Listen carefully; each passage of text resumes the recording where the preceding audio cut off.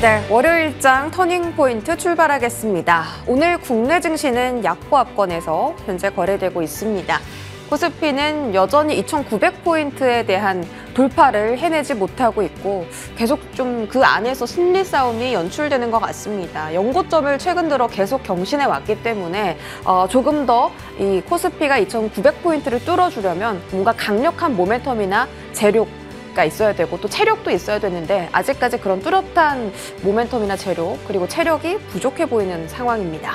코스닥은 848선 지나가는 상황, 오늘 시가총액 상위 안에서 2차 전지 종목들 부진한 흐름 연출되고 있습니다. 수급 보시죠. 외국인이 거래소에서 빠져나가고 있습니다. 그동안 거래소가 크게 올라와줬던 건 외국인 수급이 강하게 들어와서인데 최근 들어 외국인 차익 매물 출회하면서 코스피도 계속 좀 상승권 안에서 둔화하는 모습 연출되고 있습니다. 다만 기관은 담습니다. 기관과 개인 거래소에서 동반 순매수고요. 코스닥에서는 외국인 매수 확인되는데요. 10시 46분에 매도해서 매수 쪽으로 포지션 바꿨고요. 이 매수세가 오후장 끝까지 좀 나타나줘야 될 텐데요. 기관은 285억 원대 매도 우위 보이고 있습니다. 자, 외인 기관 탑 10 볼게요. 일단 오늘 시장에서 좀 뜨거운 테마들 외국인 기관은 담고 있지 않습니다. 오히려 2차 전지 종목들을 담고 있고요. 거기다가 음식료 대장 종목인 삼양식품, 거기다가 뭐 저PBR 관련 종목인 SK스퀘어 이런 종목들 담고 있습니다. 지금 시장에서 이 섹터를 집중하지 않고 있는데 외국인은 조용히 이런 섹터들, 종목들 담아가고 있다는 점 확인해 보시고 기관도 마찬가지입니다. 기관도 오늘 강하게 오르는 테마에 탑승하는 느낌은 아닙니다. 기관 순매수 탑10 보시죠. 기관은 반도체 투톱을 담고 있고요. 거기다가 네이버, 카카오 이런 종목들 최근 들어서 또 실적 괜찮을 거다라는 이야기 나오면서 인터넷 대표주들이 반등을 하고 있는데 네이버 담고 있습니다. 오늘의 테마에 좀 편승하는 종목들은 두산 에너빌리티나 우리기술, 한전기술 같은 원전주를 기관이 담고 있다는 것이고요. 프로그램 순매수에서도 확인해 보실 수 있습니다. 한국가스공사 한 가지 들어가 있고 방산 이슈가 또 있죠. 그 주말 사이에 좀 충격적인 소식이 전해졌는데 피격 소식이 나타났습니다. 이와 함께 국내 방산주들이 자극을 받는데 사실 왜 자극을 받는 걸지 좀 의문이 드는 구간이긴 합니다. 이런 부분들 여쭤보면 좋겠고 어떻게 이걸 활용해서 또 내 계좌에 수익을 좀 불릴 수 있을까 이런 생각도 좀 드는 하루입니다. 코츠테크놀로지 11%, LIG 넥스원이 정말 강하게 올라가고요. 증권가 탑픽으로 꼽혔습니다. 앞으로 수출 기대감이 가장 크게 실려있는 종목이 LIG 넥스원 그리고 한화에어로스페이스인데 한화에어로스페이스는 4% 안팎의 시세 보여주고 있고요. 오늘 방산주들 강합니다. 어떻게 투자 관점 접근할지 바로 체크해 볼게요. 지금 출발하시죠.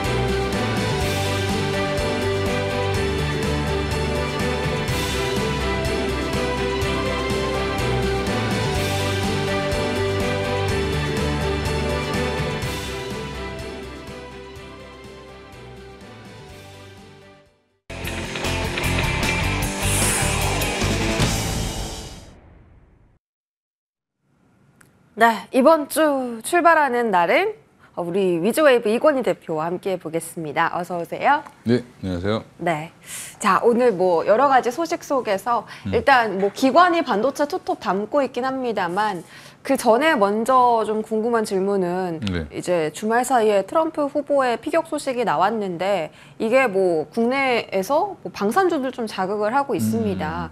그러면 그 피격 소식 이후에 사실 좀 지지율이 급격하게 좀 올라갔습니다. 네. 그래서 뭐 신재생이나 2차 전지 이런 종목들은 앞으로 더 소외가 될 건지도 궁금하고 뭐 금리의 방향성에 따라서 또 많은 섹터들의 움직임 나올 텐데 이 변동성을 어떻게 좀 활용해야 될지 궁금합니다. 좀 긍정적으로 보시는 섹터도 있을까요? 일단 오늘 전 같이 트럼프 수혜주 그래서 꼽혔던 게 전력기기랑 방산 뭐 이렇게 해서 지금 두 섹터가 지금 대표적으로 움직이고 있는데 일단 그 두 섹터가 지금 다 실적이 베이스가 좋습니다. 2분기 실적도 기대가 되고 있는 섹터이기 때문에 오히려 이제 플러스 알파 정도 작용을 했다라고 생각하시면 될 것 같고요. 네. 오히려 이제 트럼프 대통령이 전 대통령이죠.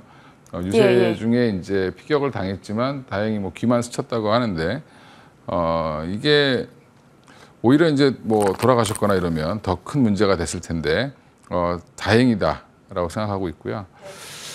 지금 뭐 일본의 아베 총리가 전 총리가 죽은 것부터 시작해서 암살당한 것부터 시작해서 단어가 예, 셉니다. 지금 그렇죠 암살당하신 거죠. 예, 그 총으로 네. 사제총으로 그리고 뭐 이재명 대표 같은 경우도 피격을 한번 당했었고 점차적으로 이런 일이 벌어지는 게 사실은 이제 양극단 정치도 약간 극단으로 좀 치닫고 그다음에 빈부격차도 좀 심해지다 보니까 이런 것들이 좀 반영되는 그런 이제 현상이라고 보시면 될 것 같고요.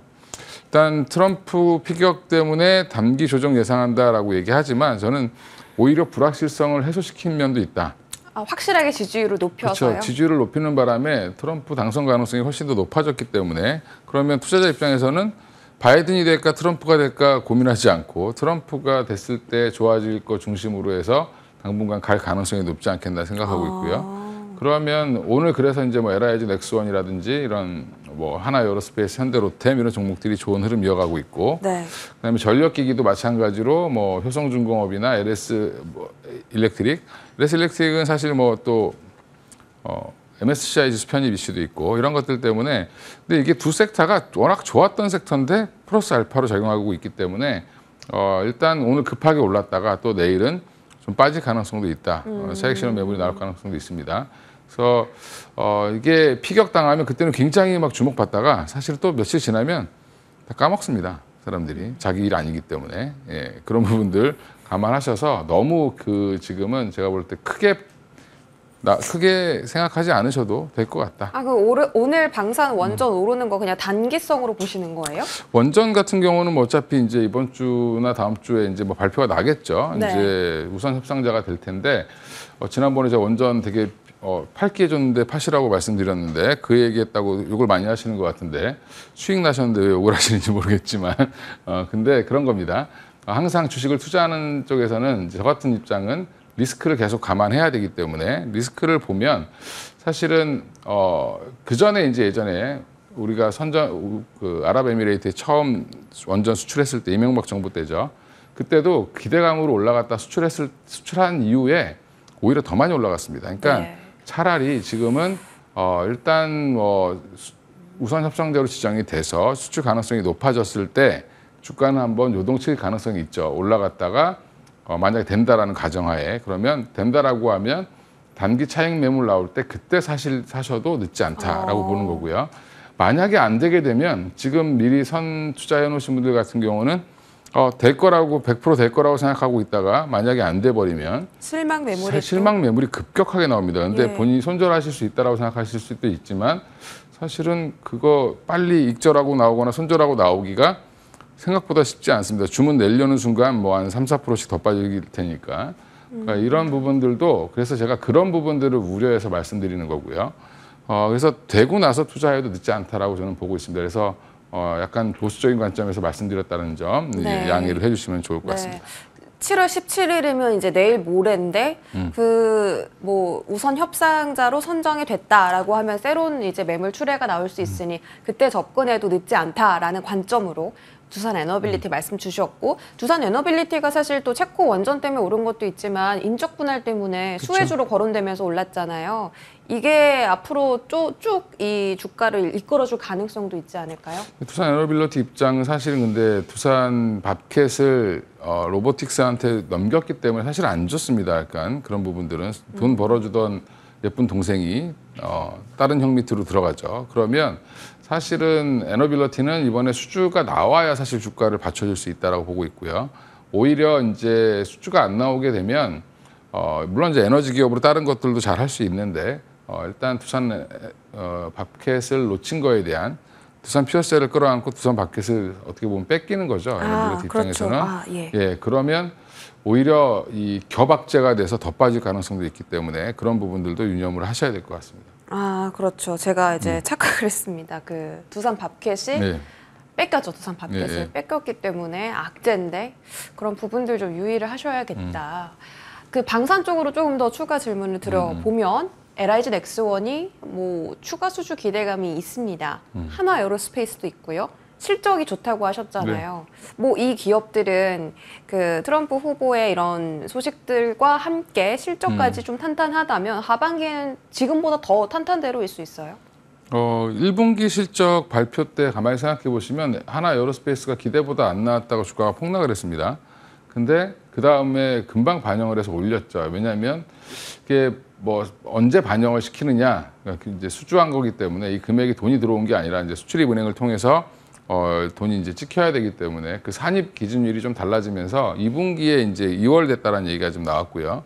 그러면 하나 에어로스페이스는 수주 잔고가 계속 늘어나고 있는 중이고 로템도 마찬가지고 LIG 넥슨도 마찬가지입니다. 그러면 2분기 실적은 다 잘 나올 텐데 특히 에어로스페이스가 특히 더 잘 나올 가능성이 높다라고 보고 있고요. 시장은 이미 이제 그거를 반영해서 주가는 이제 반영을 했는데 최근에 이제 뭐 루마니아 관련돼서 뭐 새로운 수주부터 시작해서 또 한 번 수주가 있었고요. 로템도 또 이제 뭐 폴란드 2차분을 또 기다리고 있기 때문에 LIG 넥스원도 언제든지 지금 또 추가 수주가 나올 수 있는 상황이어서 뭐 나토 관련돼서 또 트럼프가 된다라고 하면 나토와의 이제 여러 가지 트러블이 생기겠죠. 그게 또 방산주에 리스크 작용할 수 있지 않아요? 네, 우리나라도 마찬가지고 미군이 주둔하는 쪽에서는 대부분 다 돈을 더 내라고 할 텐데 그렇게 돼서 여러 가지 문제가 생기면 각자 자주국방을 강조하겠죠. 그러면 각자 무장을 더 늘릴 수밖에 없는 그럼 더 오히려 호재? 오히려 우리나라는 방산업계는 호재로 보는 게 맞는 거죠. 그렇게 되면 사실은 그래서 방산을 더 좋게 보는 쪽이라고 생각하시면 될 것 같습니다. 방위비 부담이 좀 커지면 악재일 줄 알았는데 오히려 자주국방 강화되면서 각국이 더 무장하려고 할 거다. 무기 더 잘 팔릴 거다. LIG 넥스원은 오늘 나온 리포트에서 목표 주가 25만 원 이야기 있던데 가능합니까? 뭐 가능하다고 보고 있고요. 근데 이제 LIG 넥스원의 가장 큰 단점은 어디에 파는지 정확히 뭘 팔았는지 자세히 안 알려줍니다. 왜 그렇죠? 무기다 보니까 비밀인 거죠. 비밀리에. 비밀리에 금액만 살짝 나오죠. 그래서 그런 부분들이 약간 있지만 그래도 결론적으로 나중에 보면 지나고 보면 이제 실적이 찍히는 숫자가 확 올라가는 모습이 보이기 때문에 여전히 LIG 넥스원도 저는 좋게 보고 있습니다. 그러면 아예 방산 섹터 탑픽을 꼽아주시면 여전히 근데 하나 에어로스페이스가 저는 가장 탑픽이다. 그 폴란드 계약권도 있고요. 자주포가 여전히 유럽에선 대세니까 제일 잘 팔릴 겁니다. 알겠습니다. 하나 에어로스페이스가 탑픽인 점까지 꼽아봤고요. 반도체로 넘어가시죠. 간밤에 그 엔비디아가 좀 상승했거든요. 1% 상승하고 시간 외에서도 좀 올랐습니다. 거기다가 뭐 블랙웰 수요 높아진다. TSMC에서 또 막 한 25% 더 추가 수주 받았다고 하던데 국내 반도체는 좀 잠잠하거든요. 오늘을 좀 매수 기회로 삼아 봐야 될까요? 일단 뭐 매일매일 새롭고 좋은 뉴스가 나오면 좋겠는데 여전히 이제 TSMC가 지금 뭐 좋아지고 있는 상황이고 투자도 계속 늘리고 있고 주문도 밀려 있는 상황입니다. 그래서 삼성전자도 마찬가지로 매출은 올라오고 있다라고 보고 있는데 여전히 아직은 이제 레거시 쪽에서 올라오는 거고 여전히 이제 뭐 지금 파운드리 쪽은 좀 아직은 안 좋죠. 그래서 파운드리가 좋아지려면 보수적으로 보는 쪽에서는 27년, 28년 얘기하고 있습니다. 그러니까 그 전까지는 파운드리는 계속 지속적으로 영업을 하는 한마디로 마케팅을 열심히 해야 되는 상황이다라고 보시면 되고요. 지금 삼성전자가 너무 급하게 올라갈 일도 없을 거고, 그 다음에 SK하이닉스도 마찬가지로 그렇겠죠. 근데 SK하이닉스 변곡점은 아마 SK하이닉스도 실적 발표를 할 텐데, 그러면 또 한 번 SK하이닉스는 또 그때 발표 이후에 한번 점프가 있을 가능성이 있고요.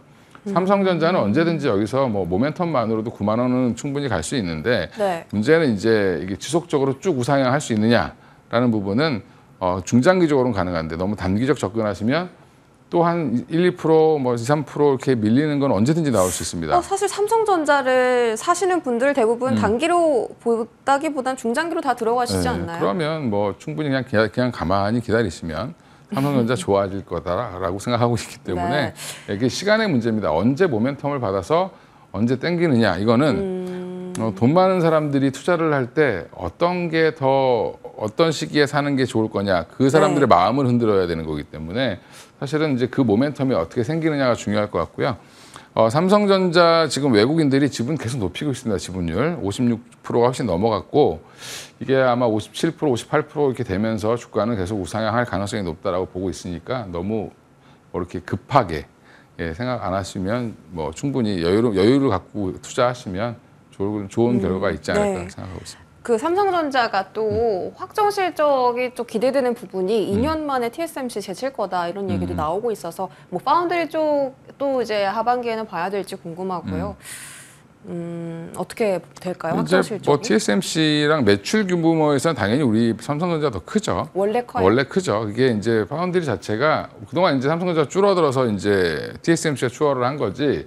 파운드리는 마진이 좀 높고 그 다음에 이제 그 주문형이기 때문에 생각보다 이제 공산품 찍어내는 디램과는 좀 다른 영역이다라고 생각하시면 되고요. 네. 근데 이제 밸류에이션이 다르죠. TSMC가 근데 왜 주가가 더 좋냐라고 하면 사실은 곱하기를 얼마나 해주느냐의 싸움인데 아직은 삼성전자는 지금 밸류를 업하려면 파운드리가 좋아져야 된다.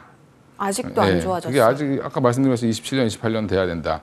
여전히 2위지만 1위와 너무 차이가 나는 2위이기 때문에 조금은 글로벌 빅테크 관련된 고객사를 좀 빨리 확보를 하는 게 가장 핵심일 것 같습니다.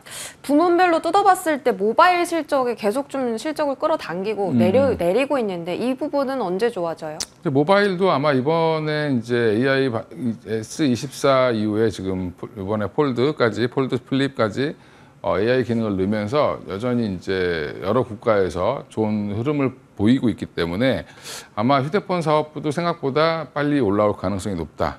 실적은. 그리고 그럼, 지금 뭐 어차피 전 분야가 다 돌아설 가능성이 높은 섹터입니다. 그럼 뭐 보유주분들은 그냥 편하게 들고 가시면 되고 신규 매수 접근은요? 신규 매수 접근도 충분히 가능하고요. 보유자 하신 분들은 아이폰 쓰지 마시고 삼성전자 쓰시면 될 것 같습니다.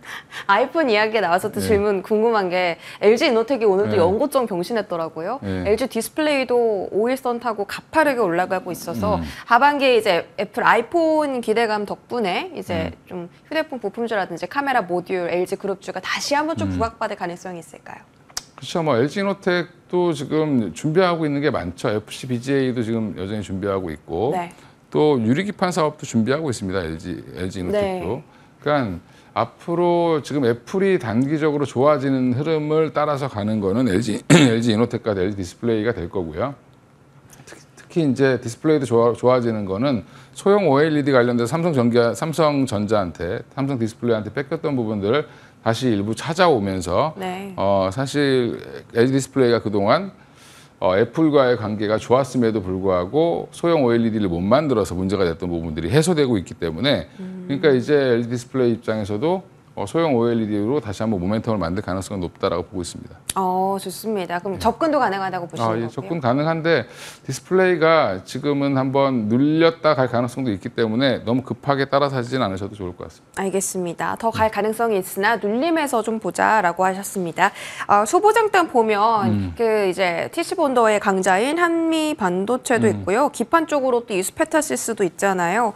지금 뭐 주가를 체크해 보면 계속 좀 떨어지는 분위기거든요. 한미 반도체 벌써 61선까지 쭉 밀렸는데 아직도 이제 뭐 당연히 다들 좋다고 하시죠. 손이 잘 안 갑니다. 계속 떨어지니까 더 떨어질 것 같고. 그렇죠. 언제 사요? 뭐 지금이라도 사셔야 될 것 같은데 일단 한미 반도체는 그러죠. 삼성전자에 납품을 할 수 있냐 없냐 자꾸 이걸 이제 생각하시는데 그거 생각 안 해도 여전히 추가 수주 가능하다라고 보고 있고요. 전방 시장이 이제 좋아지고 있는데 한미반도체가 조정을 받는다. 그거는 그동안 좀 급하게 올라왔던 부분들을 좀 기간 조정 받는다고 생각하시면 되고요. 네. 가격 조정도 좀 이쁘게 받고 있고 아마 제 기점은 뭐 2분기 실적 발표 이후가 아닐까 보고 있습니다. 그래서 이수페타 씨도 마찬가지고 한번 숙제 검사하고 여전히 좋구나 확인되면 또 한번 레벨업을 시킬 가능성이 높다. 그래서 갖고 계신 분들은 뭐 팔고 싶다 하더라도 2분기 실적 발표까지 좀 기다려 보시면 좋을 것 같다. 실적 확인하고 갈 거다. 네. 하반기에 이제 다 좋아질 거라고 말씀하셨던 게 전공정도 있는데 뭐 투자 전공정도 계속 좀 늘려가고 있잖아요. 근데 아직까지 실적이 좋아지는 건 아니란 말이죠. 전공정적으로 이제 수주 얘기가 계속 나오면서 올라오겠죠. 네. 기대감으로 올라올 거고 아마 수주 발표가 나면서 이제 3분기부터 실적이 돌아선다는 느낌이 드는 종목들 중심으로 올라올 가능성이 높다. 혹시 어떤 종목이에요? HPSP를 가장 좋게 보고 있고요. 그다음에 원익 IPS도 언제든지 가능성이 있는 회사다. HPSP 지난주에도 말씀 주셨었고 이제 원익 IPS도 언제든지 올라올 수 있다라고 하셨습니다. 마지막으로 하나만 더 여쭤보자면 오늘 또 그나마 선방하는 반도체 테마가 유리기판이더라고요. 네. HP 테크놀로지가 4% 정도 상승하고 있고 요 테마 오늘 나홀로 그나마 자리 지켜주는데 또 이번 주에 흐름 나올 가능성도 있을까요? 유리기판은 예측하기가 좀 어렵습니다. 왜냐하면 이게 아직은 테마성인가요? 테마성도 강하고 아직은 개발 단계고 전고체 배터리처럼 이슈가 되면 막 올라갔다가 또 이슈가 또 죽으면 또 가라앉을 가능성이 높기 때문에 네. 여전히 상승시 매수보다는 조금 많이 빠져 있다라는 생각이 들었을 때 좀 사보시는 게 좋을 것 같고요. 지금은 쫓아가기보다는 갖고 계신 분들은 언제 타이밍을 잡아서 한번 팔까라고 생각하시는 게 더 좋지 않나 생각하고 있습니다. 매도 타이밍을 고려해야 될 시기다. 알겠습니다. 지금까지 외지웨이브 이권희 대표와 함께했습니다. 고맙습니다. 네, 감사합니다.